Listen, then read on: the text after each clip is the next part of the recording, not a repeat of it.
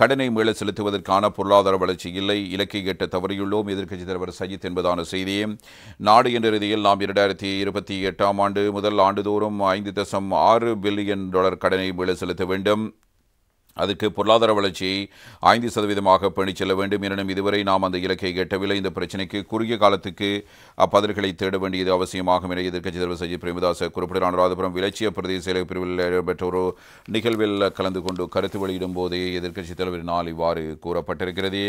இந்த நாட்டில் விவசாயம் செய்வது கடினமானது ஒன்றாக மாறிவிட்டது. உயர்தர உரமோ அல்லது உர மானியங்களோ கிடைத்த பாடில்லை. மலிவு விலையில் வேளாண்மைக்கான ரசாயன பொருட்கள் கிடைத்த பாடில்லை. உபகரணங்களின் விலை அதிகரிப்புக்கு மத்தியில் உற்பத்தி செலவுகளும் அதிகரித்துள்ளன. இவற்றோடு யானை மனித மோதல் போன்ற காரணங்களால் கடுமையான பிரச்சனைகளை எதிர்கொண்டு சிரமங்களுக்கு மத்தியில் விவசாயம் இடம்பெற்று வருகிறது. ஆனாலும் இன்று நெல் அறுவடைக்கு உத்தரவாத விலை கூட கிடைக்காத நிலையை காணப்படுகிறது.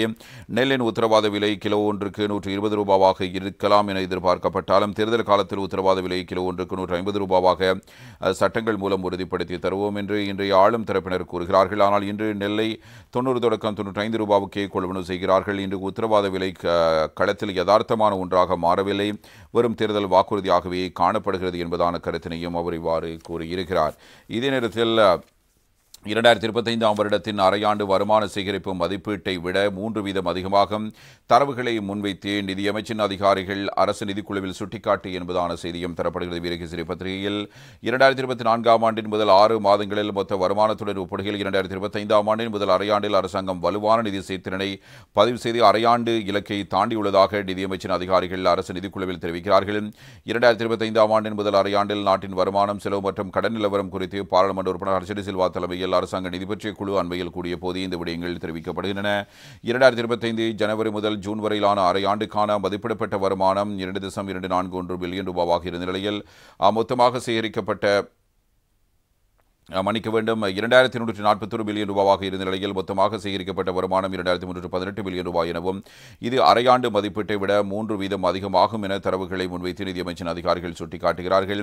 இதேவேளை 2025ஆம் ஆண்டின் முதல் அரையாண்டில் அரசாங்கத்தின் மொத்த செலவு $3,467 பில்லியன் என்பதோடு இது 2024ஆம் ஆண்டின் முதல் 6 மாதங்களில் மொத்த செலவுடன் ஒப்பிடுகையில் $367 பில்லியன் அதிகமாகும். இந்த அதிகரிப்புக்கான முக்கிய காரணியாக கடன் சேவைகள் அமைந்துள்ளதுடன் 2025ஆம் ஆண்டின் முதல் அரையாண்டில் இது $1,984 பில்லியன் ஆகும்.